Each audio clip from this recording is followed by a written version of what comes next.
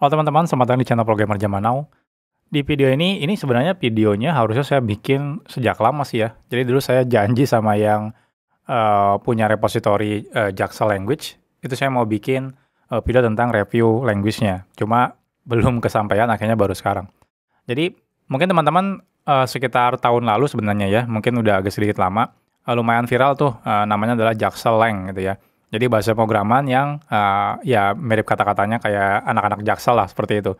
Nah, udah banyak sebenarnya ya konten kreator yang lain udah nge-review. Nah, di sini cuma kebanyakan yang nge-reviewnya itu kebanyakan cuma pakai gitu ya. Nah, kita sekarang akan review code-nya seperti apa gitu ya. Bagaimana project itu bisa istilahnya tuh bisa nge-translate bahasa pemrograman Jaxel gitu ya, dan nge-running-nya seperti apa. Jadi kita akan bahas di materi ini. Di akhir materi nanti saya akan kasih tips gitu ya, bagaimana cara gampang kalau kita mau bikin bahasa pemrograman sendiri. Jadi tonton terus materi ini. Oke teman-teman, jadi untuk Jaxel Language ini atau Jaxel Lang gitu ya, ini teman-teman bisa buka di GitHub-nya, tinggal cari aja Jaxel Lang gitu ya, atau language itu harusnya ada. Nah jujur saya sendiri belum coba lihat code-nya, jadi nanti kita sambil jalan aja gitu ya. Oke, saya sendiri sudah clone biar nggak lama, jadi teman-teman silahkan clone. Di sini udah dijelasin sih cara penggunaannya gitu ya. Kalau teman-teman mau install sebagai npm library, jadi di sini kalau teman-teman perhatikan, dia itu language-nya pakai JavaScript ya. Jadi dia dibuatnya menggunakan Node.js lebih tepatnya. Jadi bahasanya menggunakan JavaScript. Jadi nanti teman-teman tinggal install perintahnya npm install -g artinya di global gitu ya.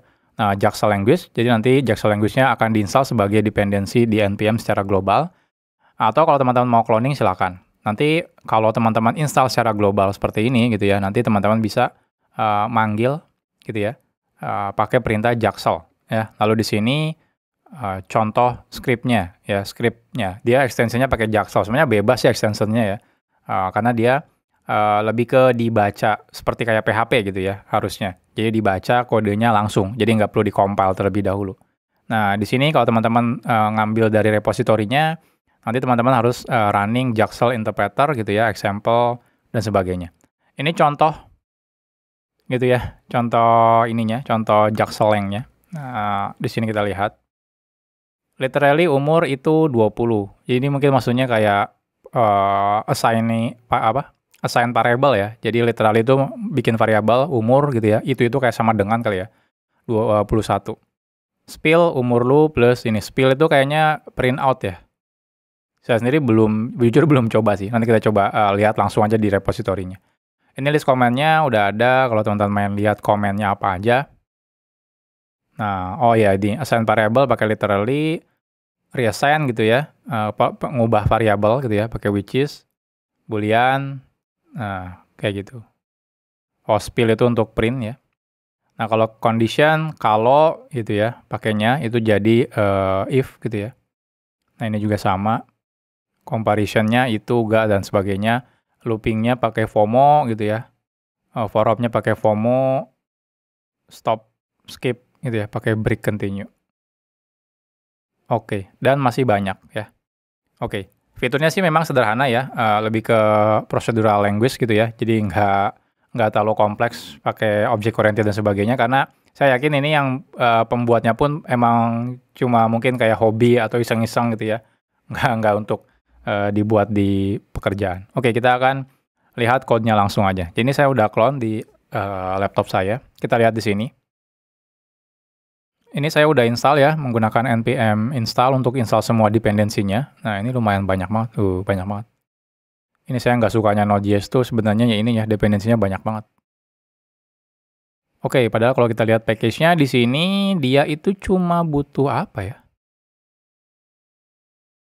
JS doang gitu ya, buat bikin unit test-nya gitu ya. Nggak ada lagi dependensi yang lain gitu ya. Tapi isinya banyak banget ya. Seabrek gitu ya. Oke. Next, kita lihat. Jadi di sini udah ada example, ini contoh-contohnya gitu ya. Di sini ada lib gitu ya. Nah, ini kode untuk melakukan baca bahasa pemrogramannya ya, si Jaxel Lang ini. Ini ada logic, ini ada parsernya. Parser itu ya ngelakuin parsing ininya ya, kode program Jaxel Lang. Util, ini lebih ke utility-nya. Oke. Kita lihat dari yang paling awal tuh kan dia pakainya selalu Jaxel interpreter ya. Jadi kalau kita buka Jaxel interpreter, nah kita akan cek. Oke, jadi dia itu pertama dia ngambil file system ya. Jadi ini kayaknya untuk baca file ya. Nah, ini parse argumennya, dia ngambil argumennya gitu ya. Jadi nanti dia ambil argumen yang kedua, artinya nanti lokasi filenya harus ada di argumen. Nanti dia cek dulu ya, apakah ada filenya. Kalau tidak ada ya seperti biasa kasih not found gitu ya. Nah, kalau misalnya ada, nah baru dia baca. Nah, ini adalah input Jaksel, lalu dia read file, dia baca semuanya gitu ya. Nah, habis itu, nah ini saya nggak tahu ya kalau read file, dia cuma read filenya satu, artinya kan berarti belum ada fitur untuk nge-import kali ya di itunya, di bahasa pemrogramannya. Karena dia cuma baca dari satu file doang. Kalau di file itu butuh file lain, butuh file lain, butuh file lain gitu ya. Ya mungkin belum bisa. Ya teman-teman kalau misalnya pengen ada fitur itu silakan bikin pull request-nya. Karena ini project open source. Nanti kalau misalnya udah dia baca ya sebagai teks ya, ini harusnya. Read file sync, dia sebagai teks gitu ya. Ini bawaan dari Node.js-nya. Nanti teksnya diinput disimpan di variabel Jaksel yang ini. Nanti baru dia ngelakuin flexing. Flexing ini untuk apa ya? Oh, ini kemungkinan ini ya. Jadi nge-replace karakter-karakter contoh white space yang nggak penting gitu ya. Jadi di sini kalau teman-teman lihat ada min r, min n. Ini contohnya yang kayaknya yang pakai rn ini adalah di macOS ya. Jadi enter di macOS sama di Windows sama di Linux kadang-kadang ada beda. Kalau di Linux biasanya min n aja misalnya. Kalau di macOS ada min r, min n gitu ya hasil arah karakter enternya. Jadi dia ganti scriptnya biar enternya lebih standar ya, semuanya pakai n semua. Nah, jadi di sini flexing itu ya isinya cuma kayak gini doang kayaknya. Nanti habis itu udah jadi semuanya ya. Nah, kita akan cek get comment. Get comment tuh untuk apa nih? Oke, get comment. Oh, ini panjang banget nih. Kalau kita lihat sih intinya untuk ngambil komen-komen karena di sini ada komennya gitu ya. Jadi diiterasi aduh ini baik lagi. Ambil command lines input replace split. Jadi habis di split, jadi nanti komennya kan jadi setiap isi array-nya gitu ya di dalam command lines-nya. Di split berdasarkan enter. Nah, setelah itu baru dia filter. Gitu ya, habis di filter dapat nih semua command lines-nya. Nah, dia akan get comments gitu ya. Get comments itu berarti dari string yang aslinya, string yang asli dari script Jaksel language-nya, itu berarti akan ditranslate jadi function parser-nya harusnya. Nah, baru dibalikin si list data comment-nya. Nah, setelah itu baru di-execute comment-nya satu persatu di sini, execute comment. Nah, ini kan. Nah, ini comment-nya di-execute satu persatu. Oke, jadi simple sebenarnya ya. Jadi dari setiap ini gitu ya, dia hapus dulu yang belakang-belakangnya, habis itu di split gitu ya, nanti dia komennya akan di-execute satu per satu. Oke, kita akan lihat dari logiknya. Logik yang paling sederhana, kita lihat indeksnya di sini. Oh, indeksnya yang tadi ya, untuk dapetin get comment semuanya. Kita lihat di parsernya. Oke, kita lihat dari parser yang paling gampang, yaitu variable assign.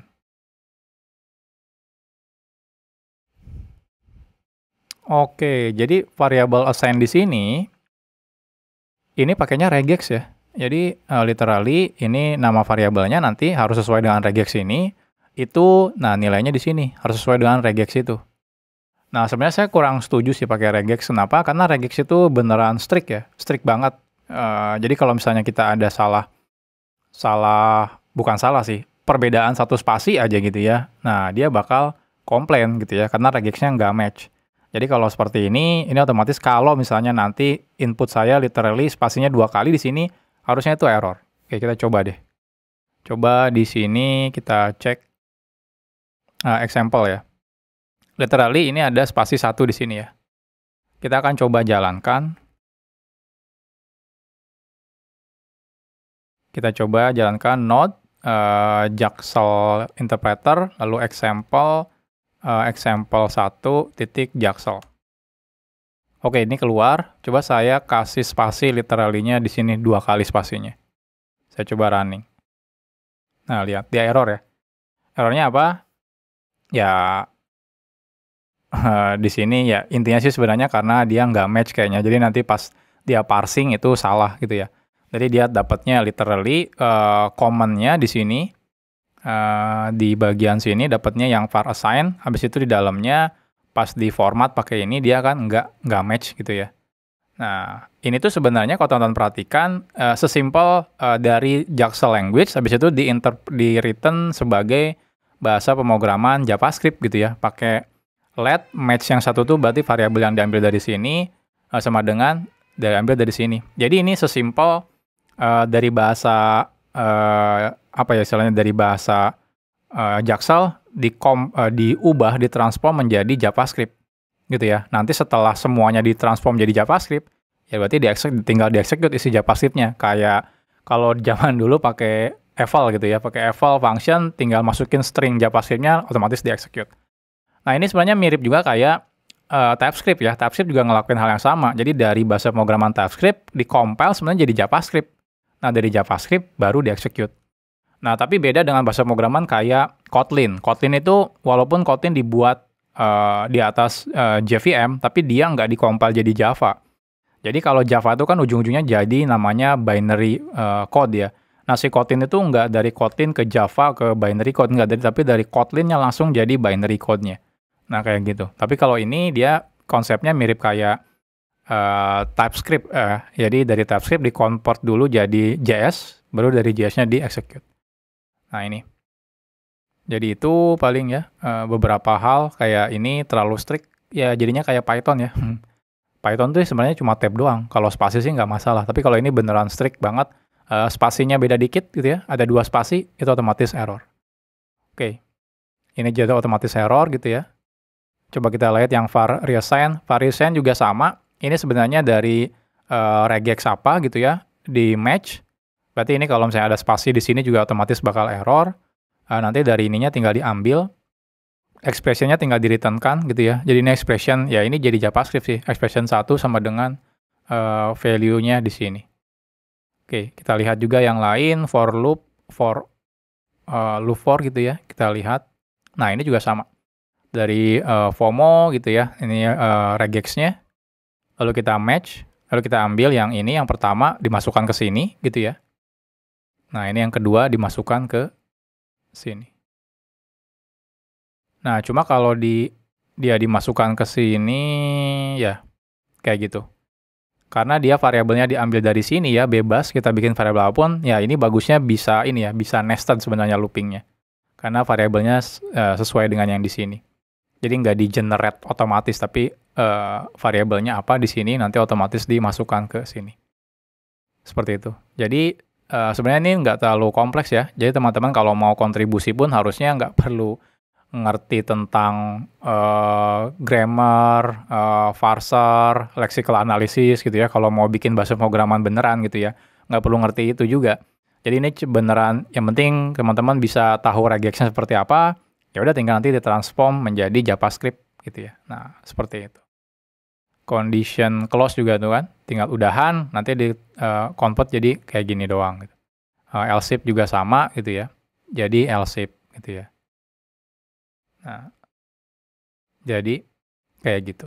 Jadi ini kalau untuk iseng, oke nggak masalah sih sebenarnya, ya lucu-lucuan gitu ya. Jadi dari modal teman-teman misalnya ngerti regex, teman-teman bisa bikin bahasa-bahasa kayak gini. Ini sebenarnya teman-teman bisa tiru ya. Gampang kalau teman-teman, oh saya mau pakai bahasa Jawa gitu atau bahasa Sunda gitu ya, itu simple, tinggal diganti regexnya aja gitu ya. Jadi di sini contoh skip jadi contoh var assign gitu ya, literally misalnya. Ya misalnya mau diganti pakai bahasa Sunda jadi nu iya gitu ya. Nah, misalnya mau data ini pakai gitu ya. Apa nilainya? Nah, itu bisa tinggal diganti regexnya doang. Jadi ini harusnya simple banget. Jadi mungkin seperti itu gitu ya. Kalau misalnya concern saya paling dari regexnya aja. Kalau misalnya untuk iseng-iseng oke, nggak masalah pakai regex. Tapi kalau untuk kedepannya ya agak nggak scale ya kalau pakai regex artinya. Ya memang karena tujuan bahasa ini juga sebenarnya buat iseng-iseng juga sih. Saya nggak yakin kalau misalnya ini dibuat beneran gitu ya. Untuk apa gitu ya, untuk kerjaan apa enggak. Pasti ini juga untuk iseng-iseng, ngabisin waktu gitu ya. Jadi kita bisa bikin hal-hal yang kayak gini gitu ya. Oke, jadi gitu kurang lebih reviewnya gitu ya. Overall ini gampang banget dipelajarin. Jadi kalau teman-teman mau kontribut juga oke, silakan kontribusi gitu ya. Nggak ribet. Kalau teman-teman mau ganti, tinggal di fork aja projectnya, ganti gitu ya. Regek-regeknya pakai bahasa Jawa atau bahasa Sunda. Atau bahasa yang lain, itu bisa. Itu gampang banget sebenarnya. Oke, nextnya kita bahas, kalau kita mau beneran bikin bahasa pemrograman gitu ya. Nah, kira-kira apa yang harus kita pelajari? Oke, jadi kalau misalnya kita mau beneran bikin bahasa pemrograman sendiri, gimana caranya nih? Nah, sebenarnya bikin bahasa pemrograman itu bukan hal yang mudah gitu ya. Kalau mudah banget mungkin tiap orang bisa bikin bahasa sendiri gitu ya. Cuma memang itu hal yang sulit. Cuma cikal bakalnya itu kalau teman-teman sebelumnya belajar tentang sistem kompilasi gitu ya di kuliah misalnya gitu ya. Atau misalnya teori bahasa dan otomata waktu kuliah, itu adalah cikal bakalnya ketika teman-teman mau bikin bahasa pemrograman sendiri. Jadi materi-materi itu teman-teman harus beneran kuasai. Nanti juga teman-teman harus ngerti tentang lexical analysis gitu ya, gimana cara bikin grammar gitu ya, gimana misalnya ngelakuin parsing dan sebagainya gitu ya. Nah itu lumayan kompleks sebenarnya. Nah saya sendiri sebenarnya tidak rekomendasikan kalau teman-teman cuma untuk misalnya sederhana gitu ya, kasusnya memang eh, menangani hal yang tidak terlalu kompleks, misalnya teman-teman mau bikin DSL atau domain specific language sendiri, misalnya untuk template, untuk query dan sebagainya gitu ya, mau bikin bahasa sendiri gitu ya, itu kan nggak terlalu kompleks. Nah, dibanding teman-teman bikin manual, nah teman-teman bisa pakai teknologi yang namanya singkatannya itu ANTLR. Nah, kepanjangannya apa? Nah, saya sendiri lupa gitu ya, nanti kita lihat di websitenya. Oke, jadi ANTLR itu singkatan dari Another Tool for Language Recognition. Jadi ini memang tool yang digunakan untuk melakukan generate gitu ya, dari grammar yang sudah kita buat sehingga jadi kode program gitu ya, dan otomatis nanti implementasi detailnya bisa kita ubah di kode program tersebut. Nah, teman-teman nggak usah khawatir gitu ya, ANTR itu bisa digunakan untuk generate kode program banyak banget ya bahasa pemrogramannya. Jadi kalau teman-teman lihat di download itu ada Java, C#, Python, JavaScript, Go, dan lain-lain. Artinya apa? Artinya kalau kita misalnya sekarang familiar sama Java, atau sama Go, atau sama Dart, atau PHP, JavaScript itu nggak masalah. Teman-teman nanti bisa bikin grammarnya otomatis ada formatnya ya di ANTLR ini. Ini saya sebenarnya nggak kurang tahu ya cara pengucapannya apakah antler gitu ya. Saya bilang ANTLR aja. Ya kita nggak perlu khawatir gitu ya. Jadi kita nanti bikin grammar dengan formatnya ANTLR ini. Nanti otomatis nanti kita akan generate menjadi kode contohnya Java. Nanti detail implementasinya tinggal kita buat di kode Java yang sudah generate itu. Nah, jadi itu lebih gampang gitu ya. Jadi daripada teman-teman soalnya bikin manual atau bahkan step by step pakai regex dan sebagainya, itu lumayan ribet sebenarnya. Nah, kalau pakai ANTL itu lebih simple gitu ya. Teman-teman cukup fokus bikin grammar. Grammar itu semacam aturan ya. Kalau misalnya mau bikin variabel harus seperti apa, mau bikin kelas seperti apa, bikin function seperti apa, dan sebagainya. Nah, pertanyaannya, emang banyak ya yang pakai ANTLR? Saya sendiri sebenarnya kenal ANTLR ini sekitar tahun 2011 ya kalau nggak salah, atau 2012. Pada waktu itu ada satu bahasa pemrograman namanya CoffeeScript. CoffeeScript. Ya, sekarang mungkin nggak terlalu populer ya, tapi dulu ketika pertama kali muncul, belum ada TypeScript tuh, zaman dulu tuh, sekitar 2011 kalau nggak salah. Ini tuh populer banget bahasa ini gitu ya. Jadi banyak orang-orang programmer JavaScript pada pindah ke CoffeeScript. Kenapa? Karena lebih simpel cara bikin kode JavaScript-nya. Nah, dia itu bikin kode seperti ini, nanti ditranslate jadi kode JavaScript seperti ini. Nah, dulu itu awalnya CoffeeScript itu dibuat menggunakan ANTLR ini. Jadi lebih simpel. Akhirnya dari situ saya kenal, oh ini. Makin kesini ternyata memang banyak banget bahasa pemrograman baru yang dibuat menggunakan ANTLR. Jadi nggak perlu ngelakuin manual semuanya gitu ya. Contohnya kalau teman-teman lihat, misal gitu ya, ada Kotlin. Kotlin tuh kalau teman-teman buka halaman grammarnya gitu ya, di Kotlin tuh ada halaman grammar. Nah, di sini teman-teman bisa lihat ada ininya, ada grammarnya. Contohnya di sini ada grammar Lexer G4 gitu ya. G4 itu sebenarnya dia extension milik si ANTLR ya, ANTLR format gitu ya. Teman-teman bisa lihat di sini gitu ya. Kita akan lihat, nah ini. Ini grammar untuk si Kotlin. Jadi grammarnya seperti ini. Jadi grammar itu semacam aturan gitu ya. Jadi teman-teman nggak usah bingung gitu, grammar itu seperti apa gitu. Itu sebenarnya cuma aturan doang. Contohnya kalau Di sini misalnya import Unicode class gitu ya. Unicode class itu nanti aturannya di bawah teman-teman bisa lihat seperti apa Unicode class itu gitu ya. Contohnya di sini ada data, oke, pakai kata kuncinya data. Inner pakai kata kuncinya inner kayak gitu. Nah, ini ada aturannya seperti ini. Nah, termasuk contohnya bahasa pemrograman seperti Groovy juga sama gitu ya. Groovy juga dia menggunakan ekstensinya G4 atau ANTLR untuk bikin parser atau grammarnya seperti ini. Gitu ya. Ya, teman-teman bisa lihat di sini juga. Atau contohnya ada satu ORM di Java yang sangat populer namanya adalah Hibernate. Jadi dengan menggunakan ORM ini kita nggak perlu pusing ketika bikin kode SQL. Jadi nanti kita pakai bahasanya adalah Hibernate Query Language. Nanti dia bisa transform menjadi SQL apapun. Contohnya pakai MySQL, PostgreSQL gitu ya, SQL Server, Oracle, itu nggak perlu pusing. Otomatis dia ditranslate. Nah, untuk membuat grammarnya, bahasa SQL yang standar untuk semua database, dia juga pakai ANTLR gitu ya. Nah, ini. Jadi di sini ada aturannya. Nah, seperti itu. Tapi kan kalau yang tadi kan di Jaxeleng kan kita bikinnya berarti satu-satu ya pakai regex. Kalau ini enggak, jadi di satu halaman kita bikin semua aturannya, nanti otomatis di-generate gitu ya. Jadi kode program yang kita mau, nanti kita baru detail implementasinya tinggal lakukan di sana. Jadi lebih simple gitu ya. Dan ini juga nggak masalah gitu ya.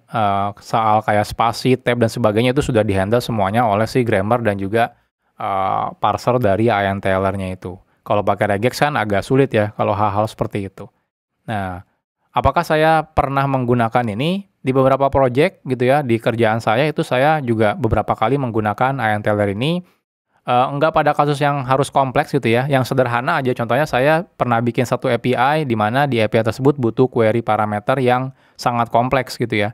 Kalau saya bikin parsing manual gitu ya, agak ribet. Kenapa? Karena harus banyak if else-nya. If ini, if ini, if ini, ribet banget gitu ya. Nah, dibanding seperti itu, akhirnya saya bikin pakai ANTLR untuk melakukan parsing si query-nya gitu ya. Jadi, nanti query-nya udah saya bikin, grammar-nya harus seperti ini. Nanti jadi orang custom mau bikin query seperti apapun, yang penting sesuai dengan grammar-nya.